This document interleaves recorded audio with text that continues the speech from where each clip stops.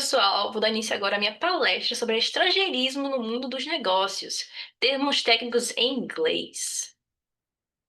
Bem, primeiramente, quem sou eu?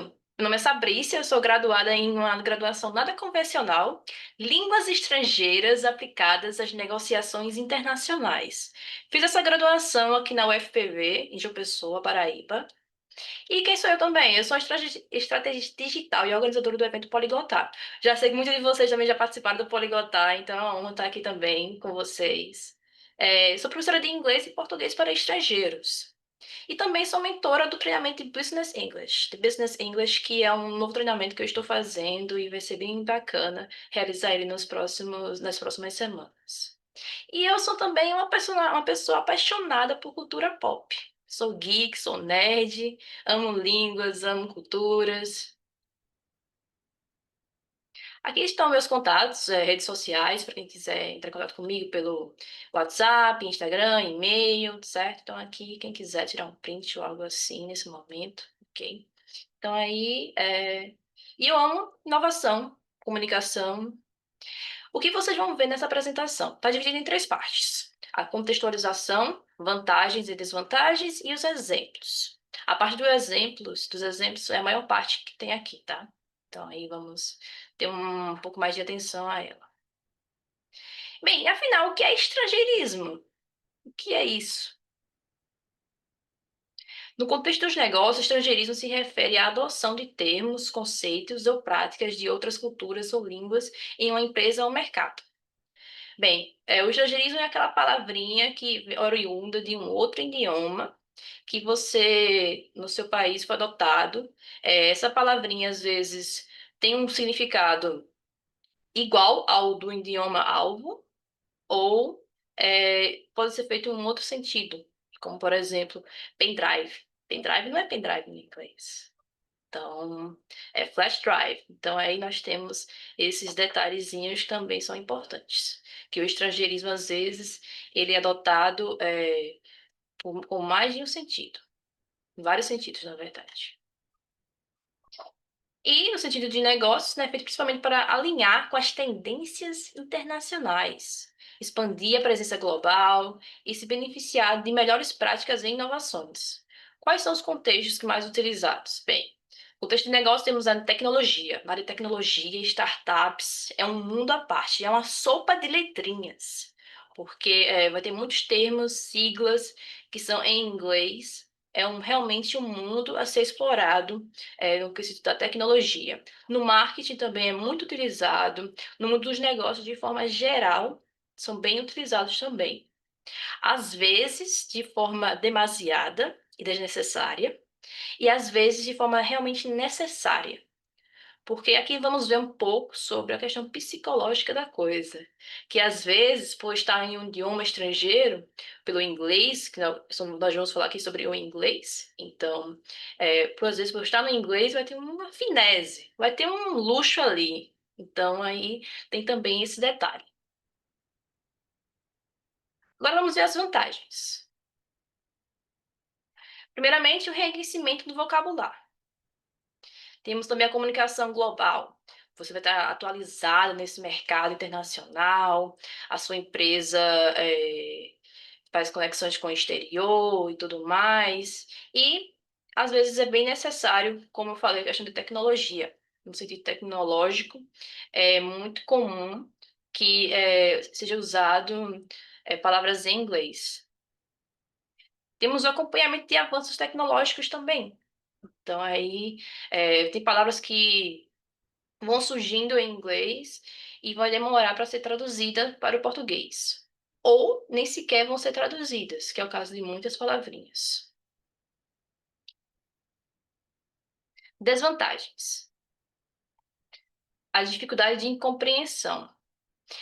Aqui entra um dilema que as pessoas vão falar que vai atrapalhar bastante, porque vai gerar a exclusão social, porque você pode estar achando que está arrasando ali, que está falando muito bem, mas tem uma parcela da população que não vai entender, porque elas não falam inglês.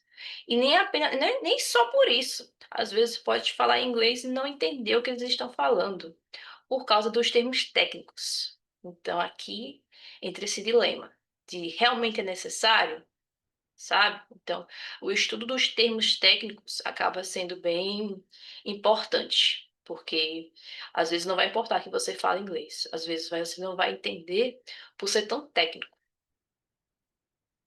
E também resulta na perda da identidade cultural. Às vezes você pode falar tanto com os estrangeirismos que você não vai deixar de lado a sua própria identidade. Você vai estar negando palavras que têm tradução para o português. E nessa apresentação vocês vão ver uma espécie de glossário desses termos técnicos, porque são bastante, tem muitos termos técnicos, e alguns deles do dia a dia que eu coloquei, e alguns deles que são realmente de negócios, que são a maioria que eu coloquei aqui. E para começar nesse assunto de negócios, de palavrinhas, tem dois termos que eu gostaria de deixar claro, falar um pouco sobre eles, que eles são bem importantes nesse mundo do negócio. E essa apresentação aqui é muito voltada para startups também, então é interessante que seja falado sobre esses dois termos no mundo profissional. Temos soft skills. O que são soft skills? Nada mais é do que habilidades interpessoais. Então, nós temos sim uma tradução para esse termo. Porém, o sentido assim, forte dessa palavra aqui tem uma questão mais psicológica. Vai fazer um pouco mais de sentido se você falar em inglês, vai ser mais forte. Mas não deixa de ser habilidades interpessoais. É isso, temos a tradução. E o que são soft skills? Bem, são habilidades interpessoais e emocionais que se referem à forma como interagimos com os outros. Isso inclui comunicação eficaz, trabalho em equipe, empatia e habilidades de resolução de conflitos. Então, aqui esse é o significado de soft skills, que resumidamente são habilidades interpessoais e emocionais. Então, aí nas empresas vão usar muito soft skills e não as palavras habilidades interpessoais e emocionais. Temos também hard skills, né, como a gente pronuncia aqui. Então, habilidades técnicas e específicas. Uma tradução assim seria habilidades técnicas. Enquanto que soft skills são as habilidades interpessoais, hard skills são as habilidades técnicas. Eles são complementares. E uma frase muito comum no mundo profissional é que as pessoas são contratadas pelas suas habilidades técnicas e são demitidas pelas suas habilidades interpessoais. Então aí entra a questão das hard and soft skills. E o que são os hard skills? São habilidades técnicas específicas que envolvem conhecimento e expertise em áreas como programação, design gráfico, contabilidade, entre outros. São habilidades mais tangíveis e mensuráveis. Então, aqui, como bem diz, são questões mais técnicas, como, por exemplo, design gráfico, contabilidade, programação, enquanto que soft skills é algo mais de resolução de conflito, comunicação eficaz. Agora vamos para a lista de exemplos. Para iniciar, está um pouco misturado, não está apenas para negócios. Para deixar um pouco claro, mais claro, como elas estão presentes no nosso dia a dia, como por exemplo, hobby. Às vezes, quando eu digito hobby lá no Google Docs, eu tenho algumas inteligências artificiais para corrigir o que eu falo, o que eu escrevo. Então, lá, às vezes corrige. Estrangeirismo, mude para passatempos. Geralmente eu não vou aceitar isso, porque o hobby, ele tá tão presente na nossa vida que para passatempo passa a ser até um pouco meio que estranho, assim. Mas, como eu disse antes, também é um pouco de questão psicológica. Temos palavras do mundo tecnológico, como software, que é também fashion, moda. E fashion também pode ser tipo, nossa, como ela tá fashion hoje. Sentido mais de como ela tá bonita. Aqui mais uma lista de palavrinhas. Design. Planejamento e criação de produtos ou ambientes. Esse é o significado. Aqui eu trago uma palavra que eu acho muito interessante para se pensar, não apenas no inglês e português, como também no espanhol. Porque nós temos shopping, que nós temos como mall no inglês, né? Shopping mall. No espanhol, nós vamos ter centro comercial. Centro comercial. Então, centro comercial seria uma tradução direta para o shopping. Porém, nós não usamos centro comercial. Nós vamos usar o shopping para aquilo que entendemos como centro comercial lá fora. Então, aqui, mas você também não vai dizer que é um local de compras. Você vai chamar de shopping. É um local de compras, mas você não vai chamar de local de compras. Você vai chamar de shopping. Aqui, essa palavra aqui, festival. Festival, assim, eu até fiquei um pouco surpresa quando eu fiz essa lista, porque festival é tão presente na nossa vida que soa até estranho dizer que vem do inglês, né? Então, festival. Aí já a pronúncia já muda, já é outra coisa.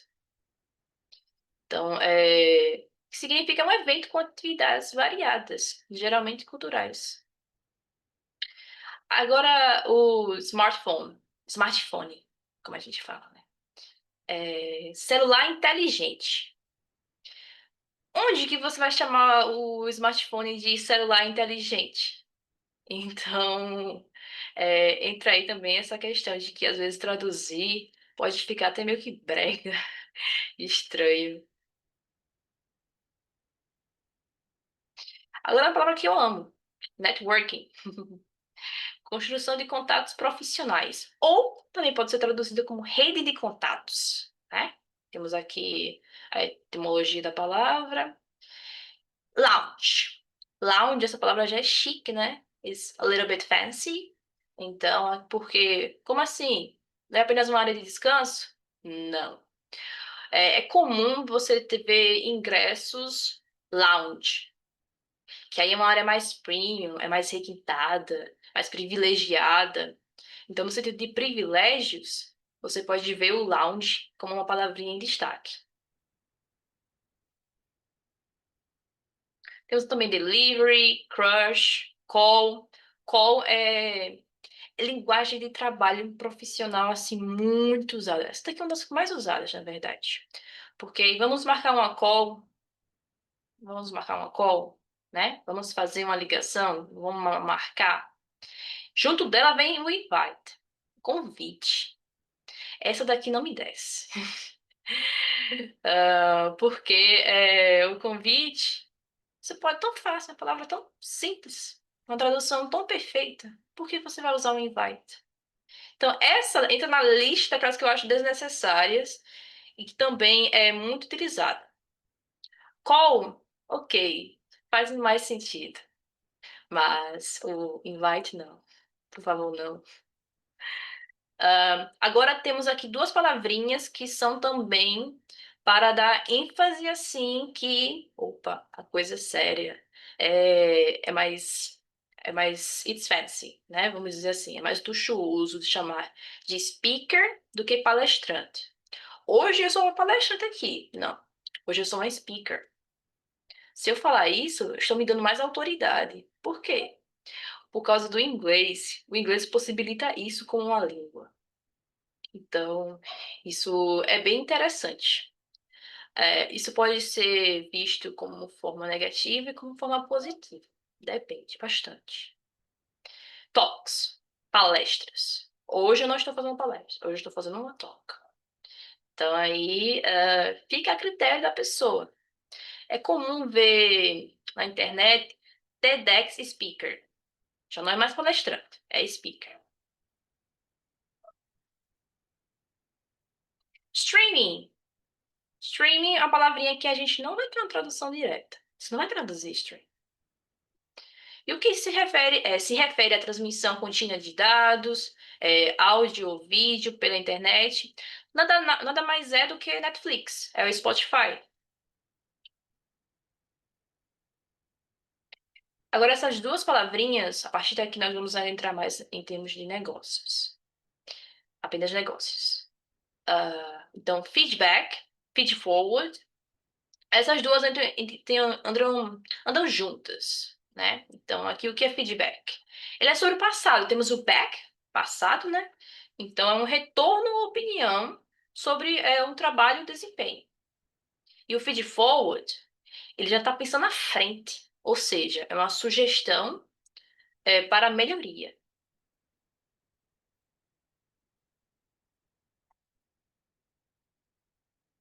E o feed?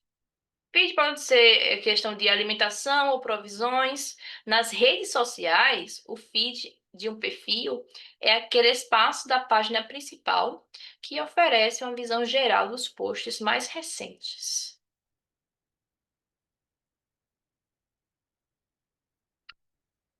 E aqui nós temos algo que realmente gera uma hierarquia, né? Porque nós estamos falando do C-levels, né? Que são os principais executivos de uma organização. Aí esses títulos geralmente vão começar com a letra C, por isso que se chamam C-levels. Esses líderes desempenham funções estratégicas e de alto nível na gestão da empresa. Começou com o CEO. Hoje em dia tem uma sopa de letrinhas. Vou mostrar praticamente todas aqui. Para começar, claro, temos o CEO, que é o diretor executivo, a posição de maior autoridade na empresa. É responsável por tomar decisões estratégicas e liderar a organização. Então, nós temos o CEO, e também vamos ter o CFO, que é o diretor financeiro encarregado da gestão financeira da empresa, incluindo planejamento financeiro, orçamento e análise de riscos. Então, aqui, o primeiro é mais executivo, o segundo é mais financeiro. Temos também o COO, que é o diretor de operações. Vamos lá. A letra do meio vai definir o que essa pessoa faz. Então, aqui nós temos o Ezinho, que é de executivo, né? Temos o F do financeiro. Aqui temos o O de operações. Aqui vamos ter o M de marketing. Então, a letrinha do meio vai definir. Então, quando você vê um C-level, a letra do meio vai ser a que vai definir quem é quem. Então, aqui nós temos Chief Marketing Officer, então CMO, que é o diretor de marketing, liderando estratégias de marketing, promoção e divulgação da marca e produtos. Nós temos o CTO é maravilhoso, que é o de tecnologia, e também temos o CVO. CVO eu acho assim sensacional. Por quê? Porque é uma figura visionária. Ele é totalmente diferente. Aqui estamos muito na visão das startups, novamente, tá? Então, aí que é visionário. Uma figura visionária da empresa. Um cargo muito importante e novo. Novo, um cargo novo dentro das empresas. Então, aqui é o diretor que busca novas soluções e maneiras de alcançar os objetivos da empresa.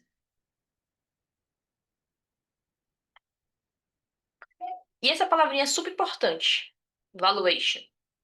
É a avaliação do valor econômico de uma empresa, ativo ou projeto.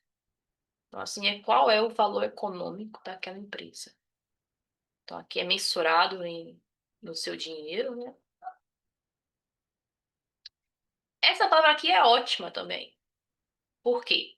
Porque, na verdade, ela pode ser traduzida como patrimônio líquido. Então, nós temos um equivalente no português. Mas é mais chique. Você ganha mais autoridade se você falar equity. Então, muda de figura, é outra coisa. Então, aqui, frisando pela milésima vez, é psicológico também. Então, o que é equity? Refere-se à participação proprietária em uma empresa. Também é conhecido como patrimônio líquido.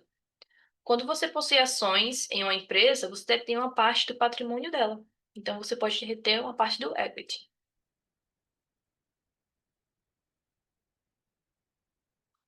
Falar business plan, por quê? Se você tem plano de negócios no português. Então, aqui fica muito a critério da pessoa. Eu acho que falar business plan já é um pouco do abuso do estrangeirismo. Porque nós temos plano de negócios que dá certinho no português. O ROI. O ROI é retorno sobre investimento. Convenhamos que falar retorno sobre investimento é uma frase, isso já é uma frase, né? Não é um termo, é uma frase. Então é muito longo.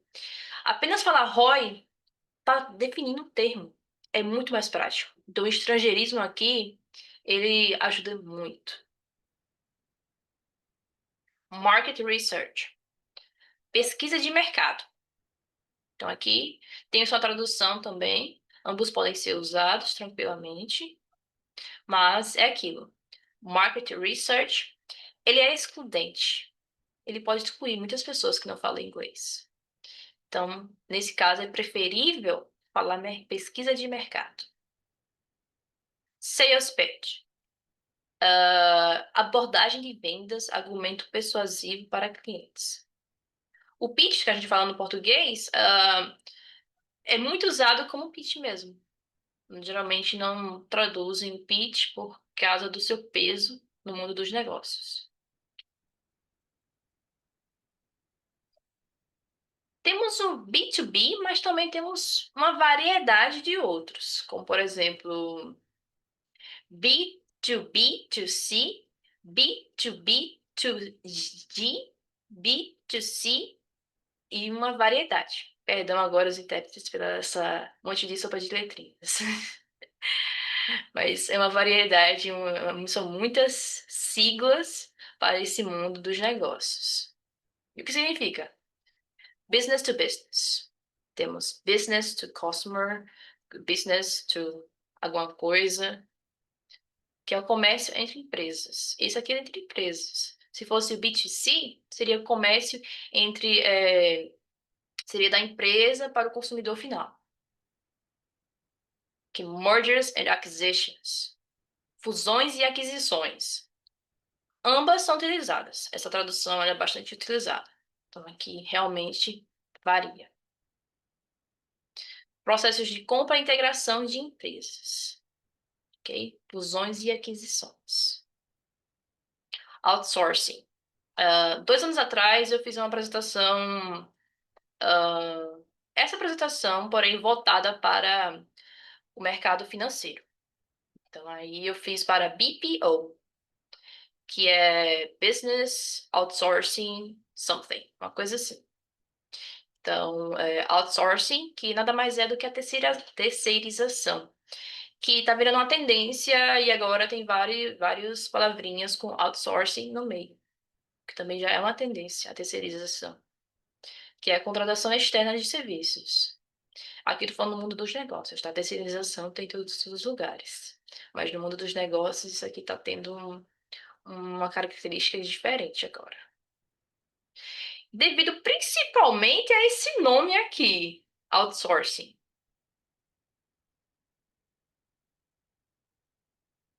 Agora temos aqui supply chain, cadeia de suprimentos.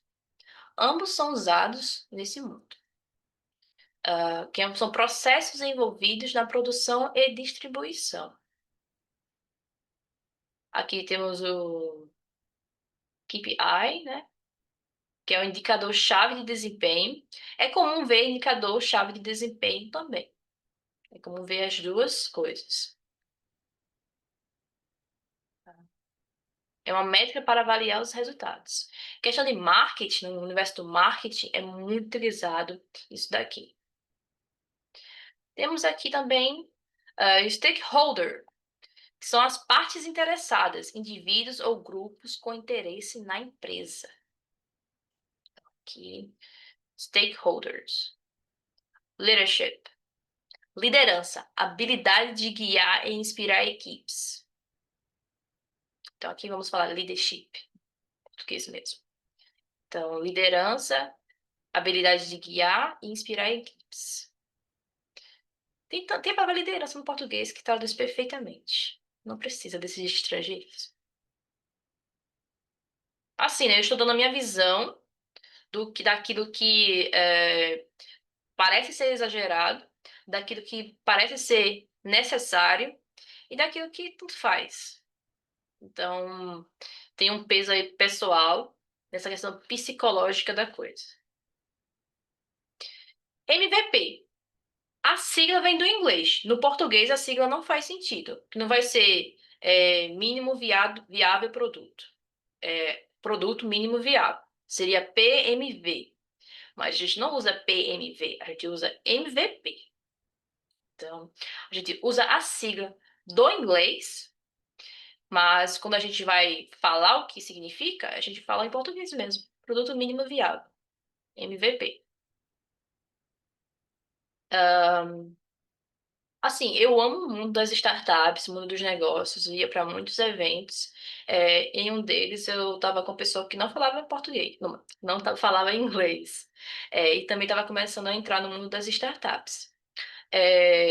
Eu perguntei para ele, você entendeu o que estavam falando, assim? Porque nesse mundo de startups se fala muitas palavras em inglês, muitas palavras em inglês.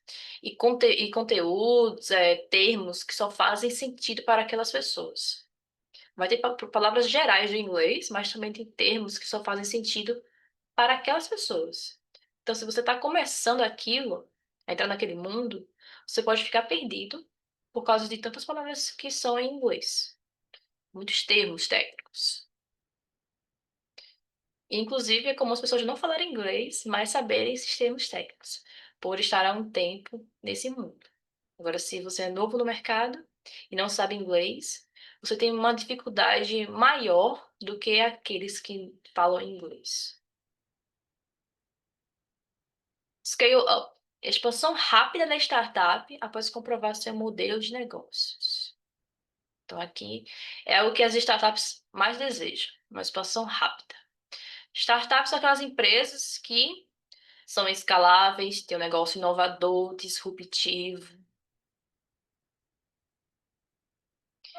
Runway é o período de tempo que a startup pode operar com financiamento atual. Então, aqui, muito específico. Dos termos de startups, esse aqui eu já nem lembrava, pra ser bem sincero. Então, aqui, Runway. Branding, eu amo branding. Gestão da marca, construção de identidade e imagem da empresa.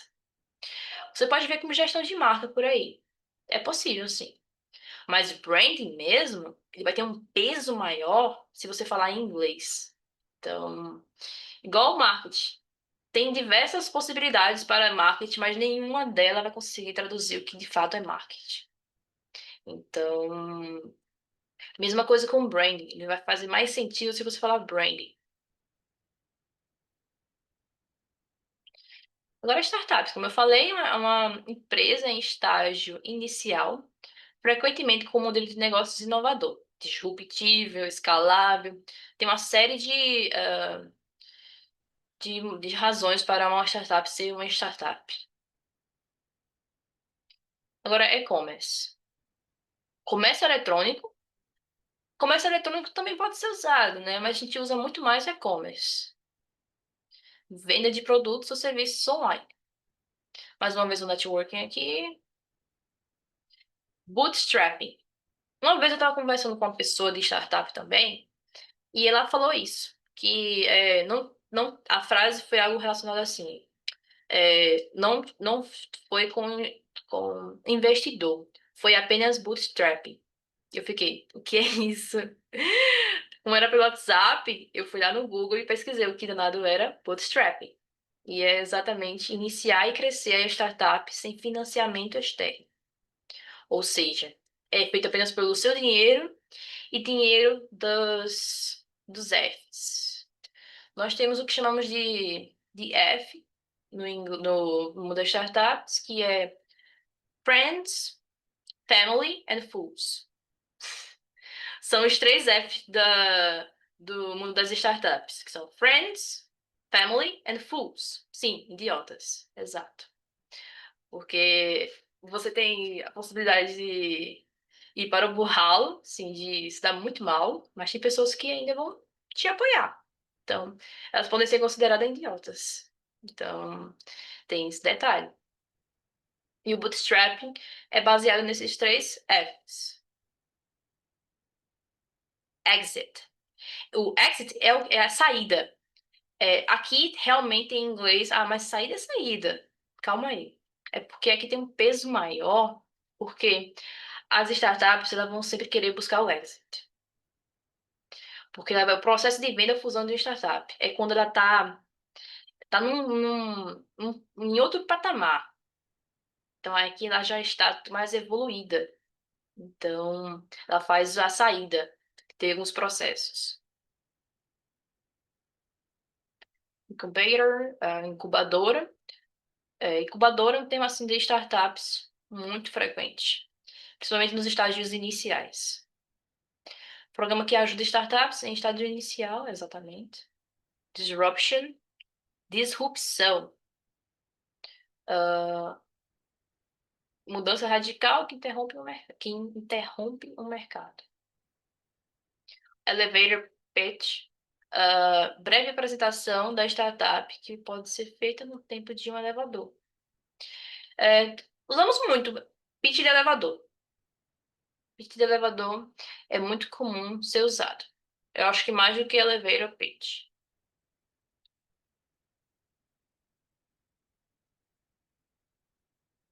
Essa palavrinha aqui, para mim, é bem assim, diferente. Piggyback. É aproveitar a infraestrutura de terceiros para crescer rapidamente. Então, aqui, esse termo, se você for atrás de apenas um termo em português, você não vai achar nunca, eu acho. Porque ele é muito específico. Então, essa realmente requer explicação para essa palavrinha. Burn rate. Taxa de consumo de recursos financeiros da startup. Então, aqui, scalability. Escalabilidade. Capacidade da startup de crescer sem perder eficiência. Então, aqui, escalabilidade justamente essa questão da eficiência da startup. Validation. Validação. Confirmação de que a ideia ou produto atende a uma demanda real. Isso aqui é muito comum, a validação nos estágios iniciais de uma startup, justamente para comprovar se a ideia ou o produto vai atender ao mercado. Bem, passando agora das partes das palavrinhas, vamos para o que é comunicação. A gente falou bastante aqui sobre esses termos, mas o que define a comunicação? O que é necessário para haver uma comunicação? Então, aqui é algo básico que a gente vê lá na escola. Para acontecer uma comunicação, nós precisamos ter quatro coisas. Precisamos ter o interlocutor, que vai ser você. Precisamos de um canal por onde você emite a mensagem. Nesse momento, estou emitindo a mensagem pelo meu computador. Vocês estão ouvindo essa mensagem, que é o conteúdo daquilo que eu estou falando. Então, vocês estão ouvindo em português. O conteúdo é sobre estrangeirismos. E o receptor, a quem se dirige. Eu estou me dirigindo a vocês, né? O interlocutor sou eu, nesse caso. E o receptor é você que está ouvindo. Então, isso aqui é o esquema de uma comunicação. Por que eu estou falando sobre isso? Porque o que importa, no fim das contas, é se o receptor entendeu ou não a mensagem. Então, a mensagem acaba sendo mais importante aqui, no sentido dos estrangeirismos. Porque se tem uma exclusão social grande, você está falhando com a comunicação. Sua comunicação não está sendo eficaz. Agora, se você procura não apenas falar palavras em inglês, mas explicar quando fala, então você está ajudando, você não deixa de falar o estrangeirismo, mas também você está ajudando aquelas pessoas que não sabem o que aquilo significa. Então, às vezes colocar uma vírgula na fala vai fazer uma diferença grande para que as pessoas te compreendam. Portanto, é preciso tomar cuidado com o uso excessivo dessas palavras, porque vai gerar muita exclusão, vai gerar confusões, porque as pessoas não podem não entender essas palavras. Por via das dúvidas, fale um pouco sobre o conceito. Foi justamente o que eu falei. Às vezes, colocar uma vírgula na sua fala vai fazer uma diferença. Tem palavras que, como a gente viu aqui, vão fazer mais sentido em inglês. Tem outras palavras que vão fazer mais sentido, vão fazer sentido em português também. Então, aí depende de cada caso. Mas e aí, o estrangeirismo é ruim ou bom? Depende. Depende da palavra. Então aí, e também vimos aqui que o estrangeirismo ele tem um peso psicológico também, porque e também muda a visão daquilo que você entende como dinheiro, porque às vezes você pode pagar mais só por ter um nome em inglês, por estar mais gourmetizado. Então aí tem esse detalhe. Bem, terminamos agora sobre isso e só para finalizar mesmo, eu estou lançando um treinamento de Business English. Quem tiver interesse pode entrar em contato comigo, mas é principalmente para pessoas para empresários, pessoas ah, que estão no mundo dos negócios e querem melhorar a comunicação, no sentido mais estratégico do inglês, de trabalho mesmo. Então, aqui eu coloquei alguns pontos que serão abordados: apresentações profissionais, rotinas e processos empresariais em inglês, entrevistas, reuniões, inglês para vendas, negociação, estratégias, expressões idiomáticas e coisas do tipo. Bem, então aí, obrigada pela apresentação, pessoal, e esses aqui são os meus contatos, tá? Quem quiser entrar em contato, falar comigo, me marcar lá no Instagram, tá? Falaram que vocês estavam aqui, então pode. Meu nome é Sabrice Andrade, repetindo mais uma vez, porque meu nome é diferente. Então, é diferente, mas também é bom, porque assim fica mais fácil de ser diferenciada no mercado. Porque dificilmente você vai encontrar outra Sabrice. Bem, é isso. Gratidão a todos pela presença. Uma honra estar sendo aqui interpretada por vocês e tudo mais.